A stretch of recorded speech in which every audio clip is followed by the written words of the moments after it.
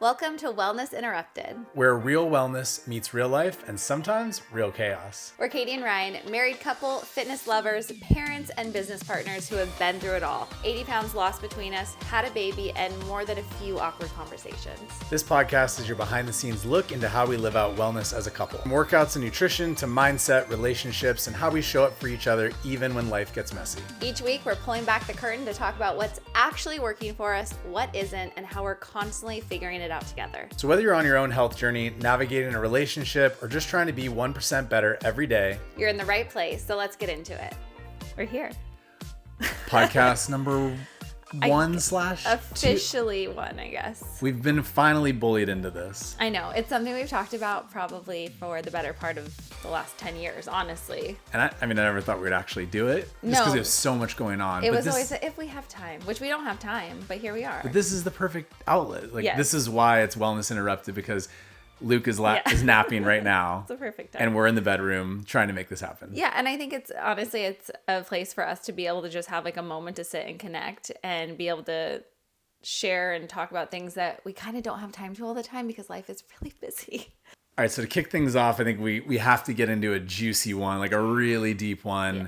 Something that I'm pretty sure everyone deals with at some point during either their health and fitness journey, but really just life in general. Yeah. I think this topic's really important because a lot of people take on so much stress because of this. Mm-hmm. It can either make or break you during a health and fitness journey or just in your regular life. But if you can figure out how to harness it, if you can figure out how to change your mindset around it, it can actually help you become stronger in the long run. And we're talking about insecurities. Yeah. Both insecurities personal and insecurities in your relationship. And I think we have a lot to say on this. Ooh, we do. And I'm so excited to have this conversation with you, especially because I feel like as women, we might talk about this more, maybe sharing with our friends. But even then, I feel like we kind of hold on to a lot of our own insecurities because we feel like talking about it makes us feel weaker. But men, I think, absolutely do not share, never talk about their insecurities, and usually will try to overcompensate for them. So I think it'll be really cool to get your perspective on some of this. This is a hard one for me to talk about. I mean, it is because you're right. It's not something guys talk about a lot with their partners at all. Mm-hmm. I think because we always want to be the strong man, and that makes sense. But these type of conversations are important. I think they really do strengthen a relationship. We've had some of them in the past, but I think we'll get into more of it today. Definitely. I think for me, I can think of so many times in my life where I've struggled with insecurities since childhood, of course. And there's some of those that are like deep rooted that continue to be an insecurity. What's your most insecure time frame? Like when in your life were you feeling the most insecure? I can think of two really, really specific moments. And I feel like they're both important because they're things that women experience a lot. So I would say the first most insecure moment was when I was cheated on. And I think that really kind of catapulted me into a unhealthy place in my relationships, in my self-worth and confidence. That kind of like just created an insecurity in me that I didn't ever have up until that point. That hung around in our relationship with you for a long time. Yes, for a very long time. And like, to be fair, there's probably moments it still impacts our relationship. Not as much, but yeah, that was a big one for me. So I think that's number one. We can talk on that. But the second one was during pregnancy.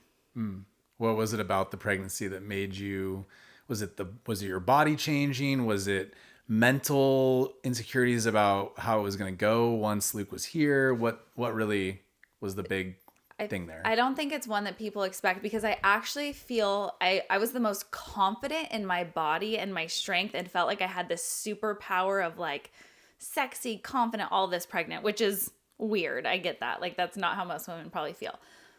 It was actually wild insecurities of how you were going to think about me, feel me, want me, not want me, like, and not just because of my physical body changes, but just how my attention would change once Luke was here, how like it would impact our relationship. I was very insecure and nervous about that. Yeah. And I mean, that's something that I think weighed heavily on me too, because we spent 10 plus years together in our relationship, and we kind of had things set a certain way. Yeah. And it's really hard to think about that becoming something different. And we made a lot of commitments to each other saying, nothing's going to change. We're going to keep doing what we do. Right. We've done a really good job with that. Really good. Really good. Yeah. But there's always that worry of, well, what if we're just saying that and we don't know? And there's a lot of things about having a kid that I think were preconceived notions we had. And they turned out, yeah, that actually kind of is how it is. Yeah. But our relationship wasn't one of those things. But I thought about that a lot too. I still don't call you daddy, though. No, please. Don't. Not into that. Zaddy. But okay, so you had concerns about how I would think about you. Would I be as attracted to you afterwards? Was that it? Yeah, no, not, I mean, yes and no. Like throughout, obviously, the pregnancy, because it was just different. But I think, and like physically, but I also think more like, because now my attention would be split, because our relationship would inevitably be different, like good, bad, indifferent, like it's going to change in some ways. I think I was just so scared that you would not feel the same. I don't know. I just had this, I can't explain this, like it was just this like insecurity, which probably stems back to the being cheated on and all of those fears of like, I feel like I'm great in all this, but this person doesn't, Okay, so I could answer this, but it's better coming from you, obviously. What did I do to either help that get better? Yeah. Or what did I not do that maybe you wish I would have done more of? I think for me, because we're trying to figure out one, like, how do we identify insecurities? Yes. But then how do we actually help quell them and make them not such a loud voice in our heads? that's great. Quell's a good word.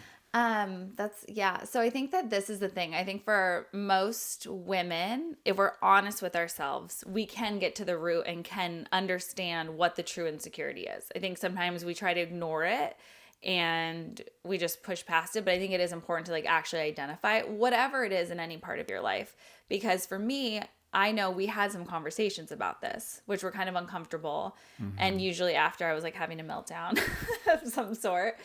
But for me, it was really important to tell you, like, this is how I'm feeling in those moments when I was feeling insecure or needing extra love and attention. And I think that you can probably share that, like, I've tried to be, like, good about just saying, like, I know it doesn't make sense, but I just need you to do this or whatever. And so I think that's been helpful. I think the things you did that were extremely helpful to help build my confidence and banish, like, those insecurities was just being present. Like, you were so present. You were there at every single doctor's appointment. And granted, we have the ability, that's just one example, but however someone can show up for you, you showed up. And so like you were there and making me feel loved. And I knew like you were by my side every step of the way. And you told me I was beautiful and you told me I was sexy and you had little actions constantly that did that. So it was really like, it was your actions. Like you just showed up. There was no room for me to question anything in reality. I might still feel like those fears or insecurities, but you made it so that there was no way I could ever actually believe any of them. And for me, it was a bit of turning off my very logical brain during this time, which is hard for me to do because I innately just want to say, I don't know if that makes sense. Do we have to do that? What's going on? Yeah. But for me, it was just kind of realizing that this is a very different time and I had to approach it differently with you. I had to just say, yeah, that's fine. If that's how you're feeling, there's a lot of things going on in your body and your mind. Yeah. Recognizing that it was really important, but I don't think I would have recognized that unless you communicated that to me up front. So that was really helpful, was just kind of laying it out for me. Like, here's how it's going to go. Right. And I need you to lock in with me on this. No, that's a good point. Because I think that we all have these insecurities and we often act out because of them and think that, and I know I've done this, I'm guilty at times, like think that me being sassy or making little comments and stuff is going to make you understand what's going on inside my head. And then I'm mad because you don't. And it's like, wait, what? And I think as women, we do that. And so it is really being able to just say like, hi, no, I'm crazy right now, but I need you to not try to fix this. I just need you to like cuddle me and make me feel okay, like, and just communicate that. All right, so obviously throughout that time, I had my own insecurities, but I think you were quietly dealing with a lot of fears and insecurities, which then catapulted this fitness journey that you went on recently, losing like 35 pounds and now having six-pack abs, which is just a different level of amazingness. What insecurities were you facing? It doesn't even have to be during my pregnancy, but kind of during that time or even going into this fitness journey, because that's a huge change. I think that those fears and insecurities even stop people from starting. I would say it, just happened to time up towards the end of the pregnancy. Yeah. And once Luke was born, I really started to realize I had some serious issues. We talked about this, but I was clinically obese, which is such like a scary, weird thing to think about now as you just think about your health. It doesn't even matter how I looked, right? And some people might perceive where I was at before and say, that's fine. That's not that Totally. bad. But clinically it was. Right. For my health, it was. And then just for me personally, yeah, as a man, I didn't feel strong at that point. I could tell I was weaker at a lot of things, whether that was just things around the house, in life, but certainly in workouts. And I just felt stuck. Like I wasn't moving anywhere. And yeah, there were those moments where pretty much every time we would go out, I would be getting dressed and I just felt, it was weird though, because I didn't recognize it. I didn't go in my head, Ryan, you are really overweight and that's why you're feeling this way. Yeah. I just was like, do I have bad style? Honestly, that was where my head went. And I tried to fix that. I tried to really get a grasp on that. And then I eventually realized, no, the clothes cannot fit your body well when you have so much mass that they're just going to fit awkwardly. Yeah. And so I think like it was really tough because you are, like I said, in the last video we did, you are so beautiful and just striking. And when we'd go out, I think there was a lot of insecurity for me there, but it was a weird kind of situation because I would see how people would look at you. I would, hear all the compliments that you get when we go out, which is so nice. But I would look at myself and say, okay, you are not on this level. And on one hand, I would go, okay, maybe that's fine. Like, that's okay. That's great. Like, good for me. And I would just say, maybe I just hang out here and that's okay. Yeah. And then on the other end of it, I would say, no, you need to kick your ass into shape right now. You need to figure this out because you need to get closer to that level. But it took me a long time before I could actually jumpstart that, before I could actually start doing it. And I think it was just a long period of time that I just sat and lingered in my own self-pity a little bit. Do you think you were like fearful of like what that would look like, whether that means like for your lifestyle changes or like what do you think held you back? I think that it's a common fear that probably a lot of people have. Well, so for us, it was two things. One is health and fitness always felt like your thing. Yeah. And I know that's weird because it's everyone's thing, but it was not my thing when we met, which is no. Yeah. But in our relationship, it felt like your thing, and I didn't want to make it my thing just because I felt like, oh no, but you do that. Right. Silly, but true. And then the common fear that everyone has is, well, everyone around me is not necessarily doing this. I don't think we had a ton of people in our life that were really just dialed in on their fitness and whatever, which is kind of funny. We have a lot of friends that are in good shape and doing all this stuff, but I wanted to go to a different level. Yeah. And it's hard to get started when you don't know if you'd have the support. And obviously I had you, but I think that there was just this thought that we eat really well. We do workouts. What do you mean? Yeah. Like that was my thought was going to come from you, is like, what do you mean you want to do this? Like, why? You don't need to do that because you give me so much love, but that's a tough one. And so for people out there who have family or friends who would look at them or have looked at them and been like, you don't need to lose weight. People say it like it's a compliment. Right. And sometimes they're doing it out of the kindness and goodness of their own heart. And it's just not that you don't look good or you didn't look good, right? So it's a genuinely often a kind thing. However, for someone who's really trying to create change in their life, it's super discouraging. And I know for me in my journey, that actually always set me back because I'd be like, okay. And then I'd go back to like, then I guess I don't need to do these things. Like, oh, look, they all think I look great. And you'd like get in your own head. And in a weird, twisted way, it'd like actually backfire on you because you would just like slip back into those old habits again. Absolutely. And say you can get past that, right? Say you have the tough conversation and you just move past that, then I think you end up in the place where now you have insecurities about your workouts and your nutrition. I think nutrition being the biggest one. Going out or being at family's house or friend's house, and it's like, oh, why don't you want that? Oh, you're not gonna have a drink? Yeah. Oh, you're not gonna eat that thing? It's so uncomfortable to have to be to even now. And it shouldn't be. It shouldn't be. It shouldn't be. Mind your business, Linda. Sorry for anyone named Linda. I don't know where that one came from, but like, it's my body. Right, but it's so heavy, and people lay it on so thick. And I was telling you the other day, sometimes I feel like people are like, they're offended that you don't want to do. I'm like, you do whatever you want. But that's their own insecurities. Of course. Projecting. So this is what I've learned through my journey.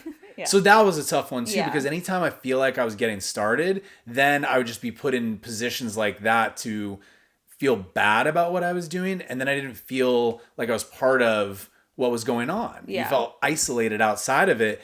And then you have to make a decision. Do you want to feel that way? Or do you want to make the right decision for yourself? And I feel like for you, you have such strong integrity and like, what's the word? Like you just like, whatever you believe, you know, you're just like in it. And so I think that through your whole life, you've been like that. So I think it's maybe a little easier for you than some people to say like, I don't care what you think, that's what I'm doing. And you just go with it. Where a lot of people, especially women, I think we get this guilt. Like you get guilt for not eating the pie in the office for some reason. And genuinely, not just that people are putting guilt on you because they do, but then you feel like, oh, this person made it, I should eat it. And I'm like, okay, like there's a lot of other things we can do to make that person feel good. That doesn't mean we have to eat their pie. And I think it speaks a lot because you're right, I am that way. But even I felt the pain and the push of this on me. So what are some things that worked? Yeah. I think finding ways to be a part of the thing without doing the thing you don't want to do. Mm-hmm. For me, that's been, it sounds so simple, sparkling water. Yeah. It can look like a cocktail. You still can drink it if you're going out with friends. Like that has been one for me where if I order at the bar, nobody knows the difference. Nobody knows the difference. So for me, I still have the same social experience, but I don't have to drink. And I like that. Yeah. I enjoy it now. That really makes a difference for me. And then eventually people do get accustomed to it. Mm-hmm. Like we've been out with the same friends. We've been out with family. And at first it was like, hey, wait, what's going on? Yeah. And now it's not even a conversation. Well, and I felt like we're going along on this for a minute, but I felt insecure at moments too because I'm like, well, I want to get a drink. Should I not be getting a drink because you're not getting a drink? And this could be anything. Insert pie. I don't know, whatever. But like, then I realized, well, there's times, one, you've been a good example for me to be like, I don't always need to get a drink. But also for me to find confidence on the opposite where I'm like, well, I can have one sometimes just because he's not, doesn't, and vice versa. You know what I mean? Sure. I think that it's been like being able to like find those balance of like what is for you as an individual. And that goes into all these situations for people. Well, that is the big one. I think you've dealt with this a lot. And I've kind of navigated my way through this is, what do you really want to do? Yeah. Versus what do you think you should be doing right now? That is the big question. Yeah. And I think most of us confuse the two. Mm-hmm. They become one thing. Yep. What I think I should do in this situation becomes what I do. Yeah. What I want to do. But in the reality is, oftentimes what you want to do is something different, but you can't separate them. Right. And staying focused on what you want to do long term, because sometimes you do genuinely want to have that thing in the moment, but that might not match your long-term goals. And so trying to stay focused on like, okay, but long term, what do I want to do? Who do I want to be? And so I need to make sure this actually matches that. Well, so I think that was the other thing I was going to say. What you just said, goals, that I think became the difference for me versus before. Did I have goals before? Sure. But my goals were very general. Yeah. They were just lose weight, get shredded, right, have a six pack. Yeah. Okay. Those goals don't translate into feeling like you have a plan and steps to get to where you want to be. Yeah. Once I changed those, once I had very specific numbered goals of, okay, I'm looking to lose this amount of weight specifically. I'm looking to drop my body fat percentage this amount. I'm looking to see this specific thing in the mirror. Now I had a North Star that I was going towards, and that I think really changed my mindset. It helped me be more laser focused on where I was going versus when they're so general, it's easy to move yourself off the track because you don't really have any stake in like, is that thing happening? Because, oh, just lose some weight. Yeah, but that could be any time. That could be over any period of time. It could be any amount of weight. Right. It really doesn't stick. Yep. And I think that that's the key right there is the specificity. Yeah. Specificity, because it doesn't have to be like for you, you had really specific goals. So having a number, especially for a man, I think is very different than having a set weight number for a woman. There's a lot of factors that can play into that, right? So I think that can vary, but having those specific goals week to week, what you're eating, how you're moving, all of those, you have to get down to the nitty gritty. If you're not those micro goals have to happen. If you're not tracking it week to week, in some way, yeah, whatever that is for you, right? Whether it's visually, scale, whatever it may be, how many push-ups you can do, strength, whatever. Yeah. But if you're not doing some level of where I'm at this week, where I'm at next week, I just don't think that there's a real way you get there consistently. Yeah. Maybe you could end up there just because you do enough good stuff and you get there, but that'll take a lot longer and it's not going to happen time and time again. Absolutely. Okay. The last thing I'll say, we're going to move on to a lot of insecurities, but the last thing I'll say is I think that was the difference now, knowing what I know now. My journey started, I had no specific goals really. I didn't do any counting calories, macro counting, and you don't need to do that to lose weight and to create a healthy lifestyle. I'm living proof of that. Yep. However, knowing what I know now, I believe that I would have had much more success sooner. I would have seen results faster. I would have, still learned the maintenance that I learned had I tracked something during that time. Whether it was starting with tracking calories for a period just to really understand what I needed to be eating, steps, something to give me that motivation. I feel blessed that I was able to do what I did, just kind of going on a path. But now we can get down to the nitty gritty. Consistency is the new motivation. Yeah. Right. It is. Okay, so I feel like what you just said needs to just be like sat on for a second. Billboard. Yeah, put this on your phone, put it somewhere. Consistency is the new motivation. I feel like, I've talked about motivation for years and built programs around it. I think that motivation is so misunderstood. It's still the one thing that everyone wants to know. How do I get it? How do I get it? Yeah. And what I say over and over and over again is you do not magically get motivation. You create it, and you create it through action, through that consistency. That is where motivation comes from. It doesn't just happen. It only comes once you start taking action and you build that confidence through action. That's what motivation is. Well, because I think people feel like, and we both have felt this way, people feel like motivation is what will help to rid them of the insecurities. Right? If I'm motivated, I won't feel insecure about these things. And I'm just going to go and that's inspiration. That's different. I mean, like inspiration to me is what gets you going, gets you excited, and you're like, okay, like now I can do it. Inspiration, we could say, is the match that lights the fire. Yep. Consistency, or we could call it motivation, discipline, yeah, is the gas that fuels the fire to keep going. So you got to have the match. You got to be inspired by something or some result you want to get. But then you need that consistency. And I think of it, it's just you're pouring that gas consistently. You're sitting there and it's pouring, pouring, pouring.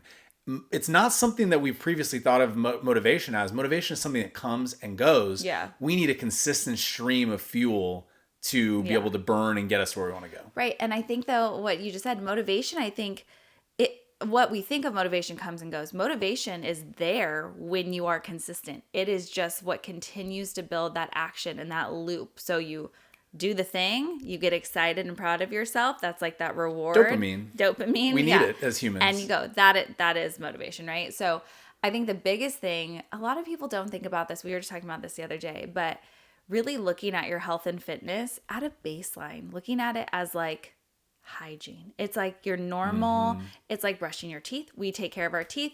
We wash our bodies.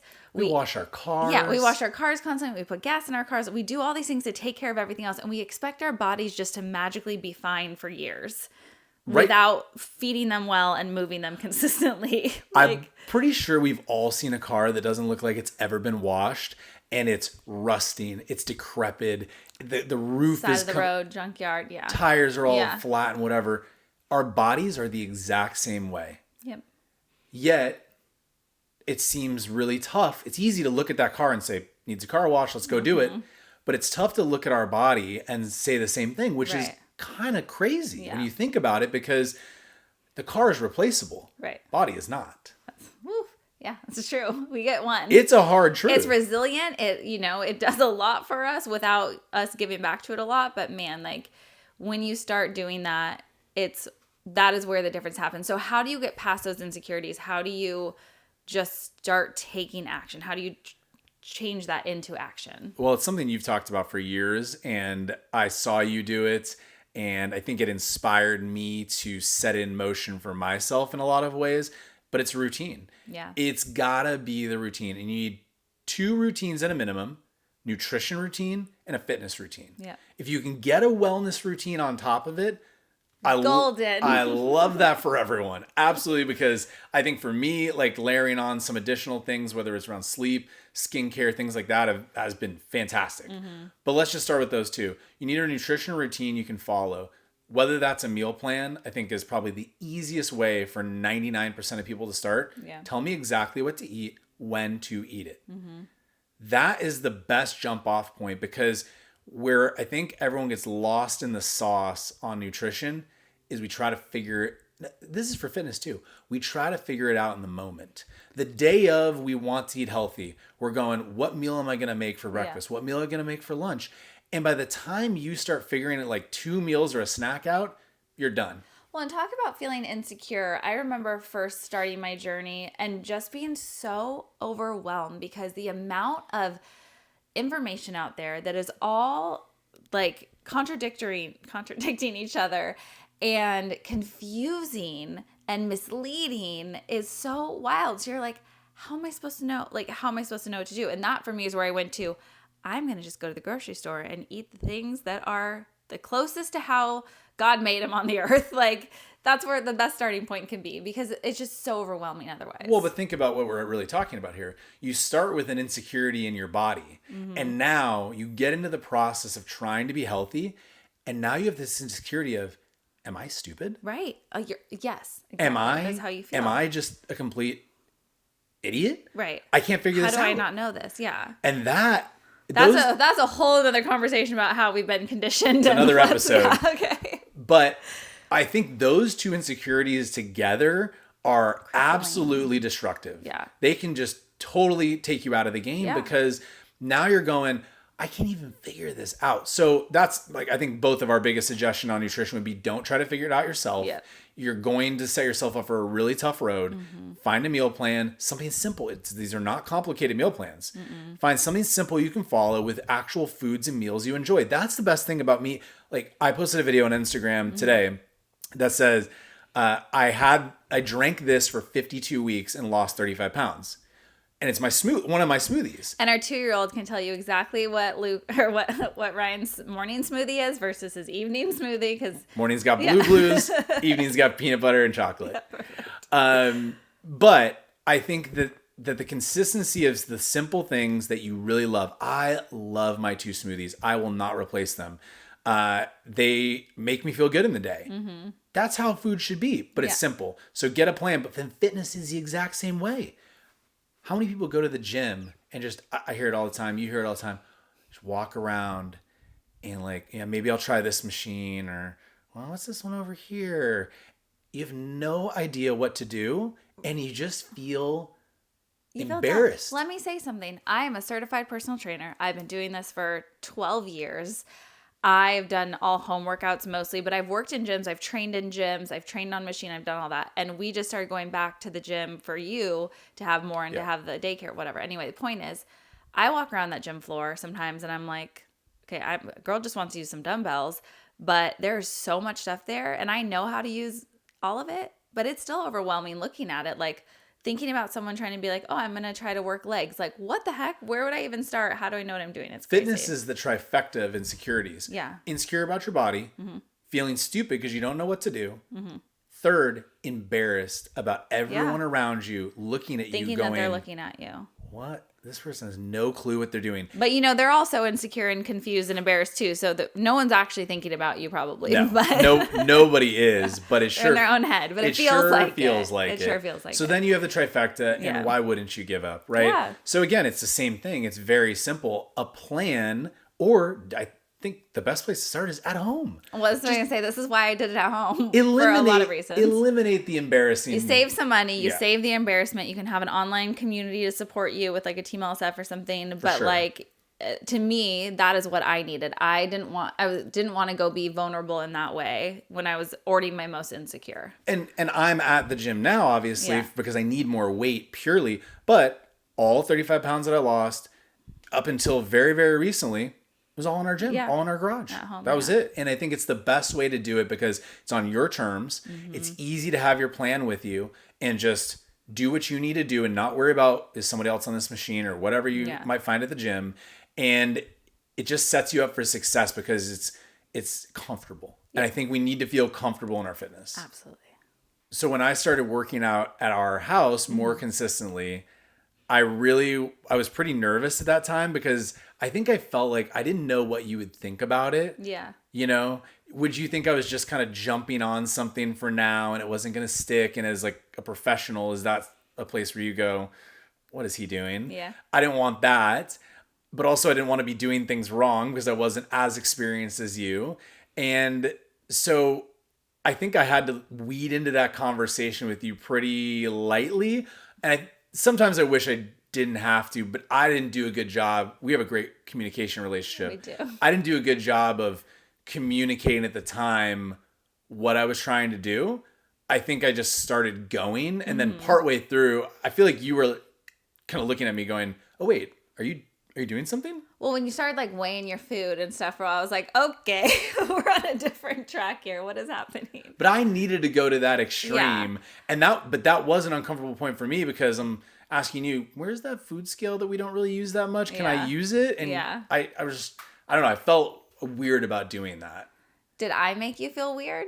No, but just you being who you are and having all the knowledge you have, I felt like, well, is she going to think I'm just not asking her to direct me on every bit of it? I was trying to do some of it for myself using all the things I've learned from you and the plans we have and all of that, right? I was just trying to take it kind of quietly and do it myself. And eventually I was able to just say, hey, let's talk about this some more because I need some guidance in a few areas. That really helped once we could have that conversation. But I think about that for anyone else who has a partner that's actually not interested in supporting them. Right. They don't want to do the thing. How do you have that conversation? What's the best way to have that conversation?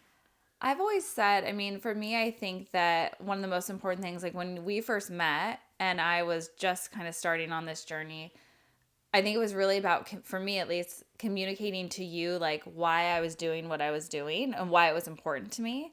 And now, especially if I think about like married couples or even like people that are dating and they don't have a partner that's on board, I feel like you really have to look at it like it's not about, oh, you need to lose weight or you need to like be the hottest dad on the field or anything else, right?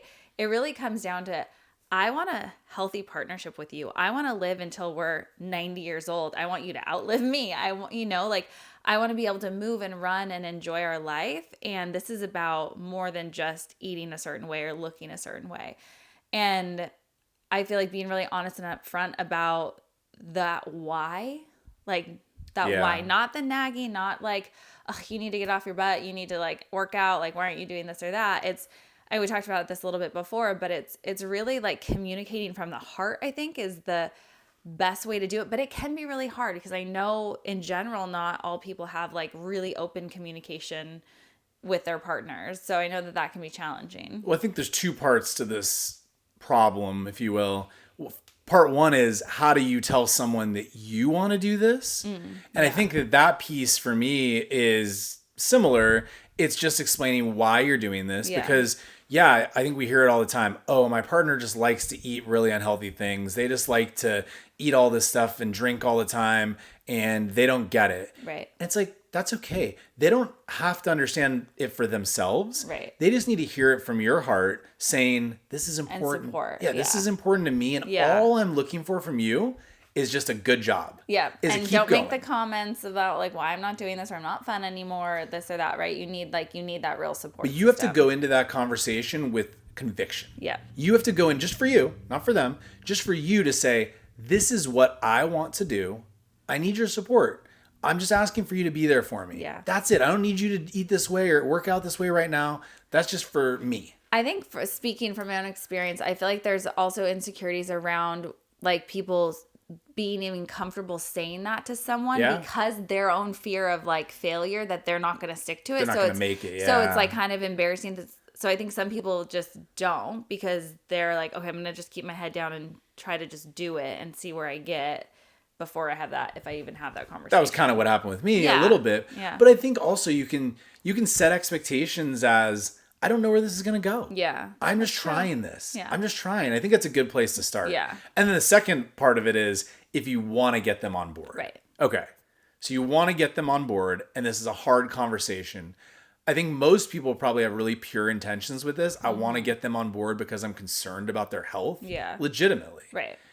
That's a tough thing to tell somebody. I think we forget how much our health is tied to exercise and how we eat. Like we just like we were saying a minute ago, like we just think like our bodies are just gonna keep on keeping on and we're gonna feel fine, and then all of a sudden you're like, wait, now I'm in the hospital or I have all these issues. And so I think like again we get wrapped up in this like, oh well, this is what makes me feel good and I'll forget working out, or you know, only like have one life. Yeah.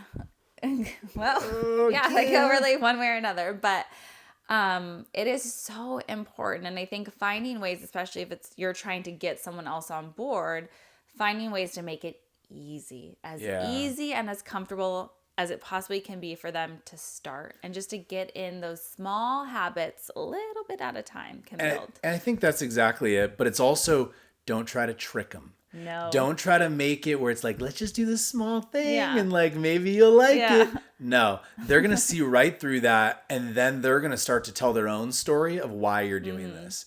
And I think that's the worst case scenario. Yeah. You want to just be upfront about it. And I think that, starting with small things, like especially if you're look, you can't expect somebody else to get into it if you're not into it. Right. So start with you first. Yeah. Get to a place where you're doing these healthy habits, you're eating better, you're working out more, and then it's invite them in. Yeah. Invite them in for us. Hey, I'd like to do this together. Right. I'd love to go on a walk with you. Would you come with me? That's so disarming. That's so like, yeah, okay. You're like, no. I could do that with you. Yeah. I could do that with you. I think you start there, right? You like try to just do it as an us thing, and it's not about you. I don't want this. I don't need you to do this. I just like to do it together. I think that for a lot of people can work, but there will be the significant others that are like, no, I don't want to do that. Yeah. I'm not interested in that. Well, I feel like that's a whole nother issue. Yeah. But like, yeah. But that one then, is it fair to say at some point you might just have to have that really hard conversation of, I'm legitimately concerned about your health and I want to help? Yeah. Yeah. Yeah. I feel like someone who's like that's not going to go over well either. Like, but what's the alternative? You have to. Yeah. You have to do what you can. And obviously you can't force change in someone else. Like we all know that in any way. And if you think you're dating a man and he's going to change when you get married, nope. However it is at its best when you're dating and peak. And if you're lucky. Okay. But maybe that's it then. Is like take care of you first to inspire. You've got to be the match for them. Totally. And I think you were for me in a lot of ways. It took me a long time to realize that, right? Because I was fine. Everyone always, oh, you looked fine. You look good. You were okay. Yeah. But I remember your mom even for a while being like, Ryan, your arms are looking so buff. I was doing some push-ups. But this is when you were just getting thick. Like you did look buff. I mean, you looked buff, but it was just like, when you're working out and also overeating, is buff. There is this illusion that you are getting strong, but you're just getting thick a lot of times, and that's what happened to me. Yeah, that's fine. Okay, so to get the partner conversation going, it's really make it an us thing. Let's try to do this together. Start with yourself so you can be the inspiration for them. You can show them the example of what eating better, working out can do for somebody, and just let you be the example that shows them. That's just good. That's true for everything in life. Like if you want change around you, you have to start. You have to be the light. And like pray that that just like inspires the people around you and that they can't help. It's like contagious. They're going to want some of that. Getting 1% better, you don't have to change them overnight. They don't have to become, the Whole Foods king tomorrow. It's, can we just do a little together? Absolutely. And I think one thing I want to say, because obviously we've talked a lot about health and fitness because that's been really fresh for you going through this journey. It's my story. But all of the things that we're talking about really apply to pretty much any area of life, just like life and relationships. And I want to do, I don't know, maybe along that same lines, I'd love to like have just more of a conversation of like just the relationship element in general and kind of what goes into that communication. Because like you said, I feel like you and I have really good communication, but I think there's still things that we hold back for different reasons from each other. Not anymore. Not anymore. That's why we're here. So we're just gonna let it all out. This is like our little mini like therapy session. Great. So we can chat through it all. All right, you guys, I hope you enjoyed this first episode of Wellness Interrupted. We'll be uploading more soon, so make sure you're subscribed on your favorite podcast platforms or here on YouTube. And if you're on a health and fitness journey, in a relationship, or just looking to get 1% better each day, come follow Katie and I on Instagram at Ryan Dunlop and at Love Sweat Fitness. And make sure you drop a comment and let us know what juicy topic you want us to cover next.